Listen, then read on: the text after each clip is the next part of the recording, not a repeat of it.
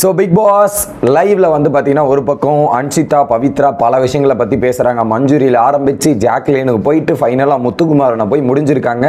இதில் நேற்று முத்துக்குமாரன் பண்ணது எனக்கு சுத்தமாக விருப்பம் இல்லை அப்படின்ற மாதிரி சௌந்தர்யாவும் பல விஷயங்கள் பேசியிருக்காங்க. அது எல்லாத்தையும் டீட்டெயிலாக பார்க்க போகிறோம். வணக்கம் மக்களே, நேஷனல் உட்ஸ்லேருந்து உங்கள் மணிவண்ணன். சேனலுக்கு புதுசாக இருந்தீங்கன்னா சப்ஸ்கிரைப் பண்ணிருங்க. பல பேர் வீடியோ பார்க்குறீங்க ஆனால் லைக் போடாமல் பார்க்குறீங்க. தயவு செய்து லைக் போட்டு வீடியோ பார்த்தா ரொம்பவே நல்லா இருக்கும்னு நினைக்கிறேன். மறக்காமல் லைக் போட்டு பாருங்கள்.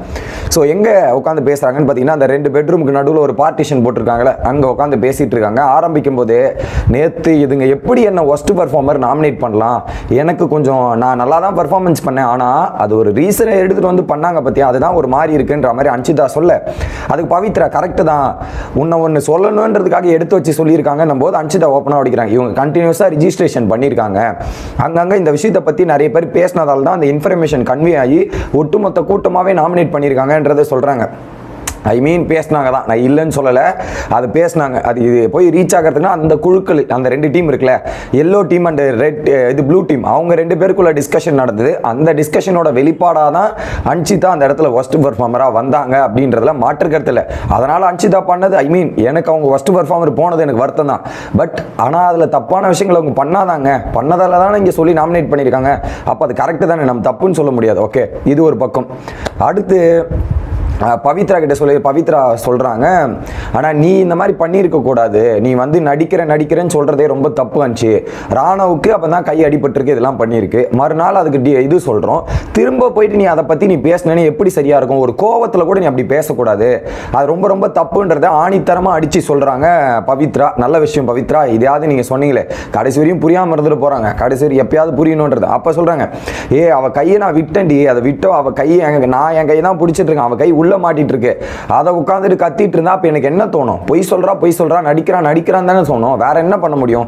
அது தோன்றது தான் நான் சொல்ல முடியும், வேற ஏதாவது சொல்ல முடியுமா என்ன? அப்படிதான் தோணுச்சு, அதை தான் சொன்னேன், வேற வழியே கிடையாதுன்ற மாதிரி இவங்க ஒரு பக்கம் சொல்றாங்க. ஓகே, அப்படின்ற மாதிரி பேசி வீக்கெண்டில் என்ன நடக்க போதோ, வீக்கெண்டில் எந்தெந்த டாப்பிக்லாம் அட்ரஸ் பண்ண போகிறாங்களோன்ற ஒரு பயம் வீட்டில் இருக்கிற அனைத்து ஹவுஸ்மேட்டுக்குமே இருக்குது. அதில் குறிப்பாக அன்ஷிதாக்கும் இருக்குது அப்படின்னு பார்க்குறோம். நேற்று ஜாக்லின் பாய்ந்ததை பார்த்தோம், இன்றைக்கி அன்ஷிதா அதுக்கேற்ற மாதிரி பயம் இருந்துகிட்டே இருக்குது அப்படின்றத பார்க்க முடியுது. அப்போ வந்து பவித்ரா சொல்கிறாங்க, இதில் குறிப்பாக ஜாக்லின் ஏன் அவங்க தப்பை மட்டும் ஏன் திரும்ப சொல்லிக்கிட்டே இருக்காங்க, எப்படி பேசிக்கிட்டே இருக்காங்க, சுத்தமாக பிடிக்கல. ஜாக்லின் வந்து ஏதோ அன்றைக்கி வந்து இதில் கடிக்க போனாங்கல்ல, கடிக்க போனதுக்கப்புறம் வந்து ஜாக்லின் வந்து அட்வைஸ்லாம் பண்ணுவாங்க, ட்ரெஸ்ஸை பார்த்து இல்லைங்க, ட்ரெஸ்ஸை இது பண்ணுங்கன்னு சொன்னாங்களே, அது ஏன்டி அவ சொல்லிக்கிட்டே இருக்கா? என் ட்ரெஸ் அவ கூட தான் என்ன பிடிச்சிருச்சா, அவ வேற மாதிரி இப்போ இது பண்ண ட்ரை பண்றா, வேற மாதிரி இது ப்ரொஜெக்ட் பண்ண ட்ரை பண்றா, இதெல்லாம் பண்றான் டிஸ்கஷன். ஏமா ட்ரெஸ்ஸை நீ பார்த்துடுமா அப்படின்னு தாம்மா சொன்னாங்க, நீ பண்ண தப்பு பண்ணாதன்னு சொன்னாங்கம்மா, இதுதான் சொன்னாங்களே தவிர்த்து அதை விட்டு வேற எதுவுமே சொல்லலை. அது வேற மாதிரி ப்ரொஜெக்ட் பண்ணி தான் நானே கிளின்னு கிழிச்சிருக்கலாம், அப்படி சொல்லவே இல்லை. ட்ரெஸ்ஸை பார்த்து இல்லைங்க பவி, இதை பார்த்துங்க பவின்றது தான் சொன்னாங்க. ஆனால் இது வந்து அப்போ என் ட்ரெஸ் எல்லாம் இதுவாச்சு, அப்போ ஏன் நான் மட்டும் இதுமா அப்படின்ற மாதிரி சொல்லிக்கிட்டு இவங்க ஒரு பக்கம் ஃபீல் பண்ணி பேசிட்டு இருக்காங்க. அது ஒரு பக்கம் பார்க்க முடிஞ்சு ஜாக்லினை பற்றியும் மஞ்சுரியை பற்றியும். ஓகே, இந்த டிஸ்கஷன் போது அங்கேருந்து அப்படியே கார்டன் ஏரியா வராங்க. கார்டன் ஏரியா வந்தவொடனே பார்த்தீங்கன்னா, ஸோ குறிப்பாக வந்து பார்த்தீங்கன்னா ஜாக்லினுக்கு ஏன் யாருமே கேக்கு தரல, அந்த கேக் இருக்குல்ல, ஜாக்லின் கேக்கு தராதால கொஞ்சம் அப்செட் ஆகிட்டு ரொம்ப எமோஷனல் ஆகிட்டு அழுதுகிட்டே இருந்தாங்க. அது ஒரு மாதிரி இருந்துச்சு. கண்டிப்பாக நம்மளும் இப்போ ஃப்ரெண்ட்ஸாக இருந்தால் நம்ம கேக்கு தரலாம், நமக்கும் ஒரு மாதிரி ஃபீல் ஆகணும்டி அப்படின்ற மாதிரி அனுப்பிச்சிட்டாங்களாம். ஸோ கண்டிப்பாக ஃபீல் ஆகும்ல அப்படின்னும் போது, ஆமாம் கரெக்டு தான் அப்படின்னும் போது, ஆனால் ஜாக்லின் வந்து இதில் ஜாக்லின் ஃப்ரெண்டில் ஏதோ ஒன்று பண்ணுறது அவங்களுக்கு தெரியுது, அதனால தானே அவங்க இந்த மாதிரி பண்ணுறாங்க, ஜாக்லின் பண்ணுறது ஏதோ தெரிஞ்சதால் தானே அவங்க அப்படிலாம் ரியாக்ட் பண்ணுறாங்கன்ற மாதிரி சொல்கிறாங்க. ஓகே, அப்போ அவ்வளோ தானே காரணம் அப்படின்ற மாதிரி இவங்க பேசுகிறாங்க. உடனே ஜாக்லினே இந்த மாதிரி ஒரு வேஷம் இதெல்லாம் பண்ணி இப்படி பேசணும், ஏன் இப்பெல்லாம் பண்ணணும்ன்ற மாதிரி பவித்ரா பேசுறாங்க. ஜாக்லின் முதுகுல தான் ஏன் வரிசையா கொடுத்துட்டு இருக்காங்க, உங்களுக்கு தெரியுதா இல்லையா? பவித்ரா தெரியாம ஒரு விஷயத்தை பேசக்கூடாது. ஜாக்லின் முதுகுல தான் எல்லாருமே குத்திட்டு இருக்காங்க, நேருக்கு நேர் பேச முடியும். இப்ப கூட நீ சொல்றேனே, இவ்வளவு பேசுறீங்களே பவித்ரா, இவ்வளோ பேசுறீங்களே, பின்னாடி தைரியம் இருந்தா முன்னாடி போய் பேசுங்க. அதான் சொல்றேன், எல்லாரும் பின்னாடி தைரியம் பேசுறாங்க, தைரியமா பின்னாடி தைரியமா பேசுவாங்க, ஆனா முன்னாடி தைரியன்றது கிடையாதோ அப்படின்ற மாதிரி தோணுது. ஏன்னா பல விஷயங்கள் பின்னாடி பேசக்கூடியது இருக்கிறது. ஆனால் ஜாக்லின் ஃப்ரெண்ட்ஷிப்பை ஏமாத்தலை, ஆனால் கூட இருக்கவங்க தான் ஜாக்லினை ஏமாத்துறாங்க. ஜாக்லின் எந்த இடத்துலையுமே ஃப்ரெண்ட்ஷிப்பை பற்றி பின்னாடி தப்பாக பேசியோ இது பண்ணியோ கேம் விளையாடுறது கிடையாது. ஆனால் இவனுங்க ஜாக்லினை முதுகில் குத்தி தான் கேம் விளையாடுறாங்கன்றது தான் யதார்த்தமான பாயிண்ட்டு. கம்பேரிட்டிவ்லி நீங்கள் எடுத்து பார்த்துங்க, அந்த 4 பேரில் ஜாக்லின் அந்த 3 பேரை பின்னாடி பேசியிருக்காங்களா, இல்லை அந்த 3 பேர் ஜாக்லினை பின்னாடி பேசியிருக்காங்களான்றது ஒரு சிறந்த எடுத்துக்காட்டாகவே இருக்கும்ன்றதை நான் எக்ஸாம்பிள் பண்ணுறேன். ஓகே, அதுக்கப்புறம் இந்த வாரம் சாங்கை வச்சுலாம் டபுள் எலிமினேஷன் சொல்கிறாங்க அடி அப்படின்ற மாதிரி அன்ஷிதா சொல்ல, அதே பெரிய சொல்ல முடியும்? அப்போ நேற்று ஒரு சாங் போட்டாங்க, அது எதுக்கு போட்டாங்களாம் கேட்க வேண்டியது தானே அப்படிங்கிற மாதிரி பேசுகிறாங்க. ஏமா சாங்கை வச்சிடலாமா, நாங்களே டிசைட் பண்ணுறோம். சாங்கு கேட்கறதுக்கே ஒரு கூட்டம் இருக்குது. அது கூட தெரியாத பவித்ராக்கு நிறைய தெரியல. பட் இப்போ என்ன பண்ணுறதுன்னு தெரில, அது ஒரு பக்கம் இருக்குது. ஓகே, இப்போது அதுக்கப்புறம் சொல்கிறாங்க, இப்போ பார்த்தியா ஜாக்லின் வந்து தீபக் அண்ணா இவங்களுக்குள்ள கூட்டமாக இருக்கிறதுக்கு என்னது இது? இப்போ எது கூட்டமாக இருக்கா? ஏன் இருக்கா? எதுக்கு இருக்கா? ஒருவேளை தீபக் அண்ணா கைத்தட்டல் வருது, அதனால தான் ஜாக்லின் இப்படி பண்ணுறா. ஸோ டப்புன்னு சேஞ்ச் ஆகிட்டு இருக்கா, இதுதான் காரணம் அப்படின்ற மாதிரி டிசைட் பண்ணிருக்காங்க. அதை அப்படி நீங்கள் எடுத்துக்கிட்டீங்கன்னா அது உங்களோட விருப்பம். பேசிக் தான். 11 வாரமாக ஜாக்லின் ஏன் நாமினேஷனில் வராங்க, அத்தனையும் சேவாக வராங்கன்றது அவங்களுக்கே தெரியும். அவங்க கூட போய் நின்னா ஓட்டு வரும்னு அவசியம் கிடையாதுங்க. 11 வாரமாக நாமினேஷனில் இருந்து சேவாங்கன்னா ஓட்டு வந்துட்டு தாங்க இருக்குது. அதுதான் யதார்த்தமான பாயிண்ட், அதை புரிஞ்சுக்கணும். ஓகே, இந்த ஒரு டிஸ்கஷன் போனதுக்கப்புறம் அங்கே வந்து சௌந்தர்யா உட்காடுறாங்க. சௌந்தர்யா உட்கார்ந்ததுக்கப்புறம் முத்துக்குமரனோட டாபிக் வருது. முத்துக்குமரன் அந்த டாஸ்க்கை என்ன பண்ண, ஏன் விட்டு கொடுத்தானா, என்ன பண்ணா அப்படிங்கிற டிஸ்கஷனுமே போது.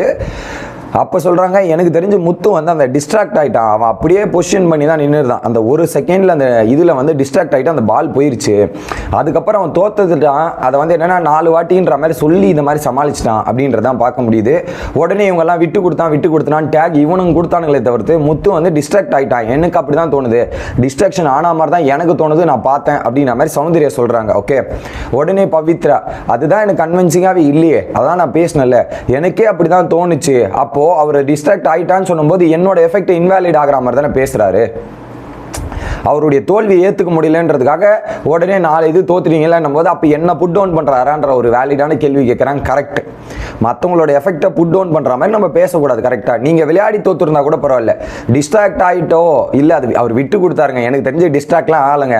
அவர் அந்த விட்டு கொடுத்துட்டு அதை சமாளிக்கிறதுக்கு வேணா என்ன டைலாக்கு என்ன வார்த்தைகள் வேணா போடலாமே தவிர்த்து டெஃபினெட்லி விட்டு கொடுத்தாரு தான் முத்துக்குமார். அதில் எந்த விதமான பாயிண்ட் இல்லை. அதை ட்ராக் பண்ணுறதுக்கான காரணம் என்னன்னா தப்பு அக்செப்ட் பண்ண முடியாது, அக்செப்ட் பண்ணக்கூடாதுன்றதுக்காக தான் ட்ராக் பண்ணிட்டே போறார். வீக்கெண்ட் வரையும் அதை டிராகிங் எடுத்துட்டு போகணுன்றது தான் முத்துவோட பிளான். அதை தெரியாம இங்க ஒரு பக்கம் நேற்று சொல்லிட்டாங்க பவித்ரா, என்கிட்டே வந்து எனக்கு தோத்துட்டு தான், பட் என்ன பண்றது அப்படின்ற மாதிரி பேசியிருக்காரு. அதெல்லாம் எனக்கு ஒரு மாதிரி ஆச்சு அப்படின்றதையும் சொல்றாங்க. இன்னொரு பக்கம் சொல்றாங்க, எனக்கு முத்து மேல வச்சிருந்த அபிப்பிராயமே போச்சுன்ற மாதிரி சௌந்தர்யா. ஏன் அவன் அப்படி பண்ணா, இதெல்லாம் பண்ணா எனக்கு சுத்தமாக பிடிக்கல. அது மட்டும் இல்லாமல் கூட இருக்கவங்க தான் ஏற்றி விட்டாங்க, விட்டு கொடுத்தான்ற மாதிரி கூட இருக்கவங்களாம் ஏற்றி விட்டாங்கன்ற மாதிரி ஒரு பக்கம் பேசிட்டு இருக்காங்க சௌந்தர்யா. வீக்கெண்டில் வந்து பாருங்க, முத்துவே வாய்ப்பட பல உண்மைகளை எடுத்து உடைப்பார்.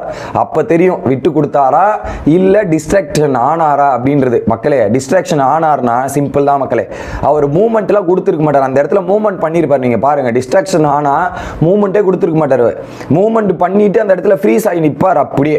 அப்படியே ஃப்ரீஸ் ஆகிருப்பார். டிஸ்ட்ராக்ஷன்லாம் ஆகலை, தெரிஞ்சு தான் விட்டு கொடுத்தாரு. 4 வாட்டி கேப்டன்சி அந்த பொண்ணு இதுவாயிருச்சேன்னு விட்டு கொடுத்தாரு. அது ஒரு மிகப்பெரிய விளைவாக சந்திச்சிருச்சு அப்படின்றதான் யதார்த்தமான பாயிண்ட். ஓகே, அதுக்கப்புறம் அந்த ரெட் டீமும் ப்ளூ டீமும் அந்த எல்லோ டீமும் அந்த ப்ளூ டீமும் அடிச்சிருக்கணும். அவங்க அடிக்காமல் இந்த அலைன்ஸ் மேட்ரு இது பேசினேன் அது பேசினேன்ற மாதிரி பல விஷயங்கள்லாம் பண்ணுறாங்க. எதுக்கு? அதுலேயும் குறிப்பாக ஒரு வாக்கு கொடுத்துட்டேன்றதுக்காக எப்படியா அதை மாதிரியா பண்ணணும் அப்படின்ற ஒரு டீட்டெயில் டிஸ்கஷனுமே போயிட்டு இருக்கு. பார்க்கலாம் இன்னைக்கு விஜய் சேதுபதி வந்து என்ன செய்கிறார், என்ன மாதிரி கேள்விகள் கேட்கிறான்றது நான் வெயிட் பண்ணி பார்க்குறேன். Bye guys.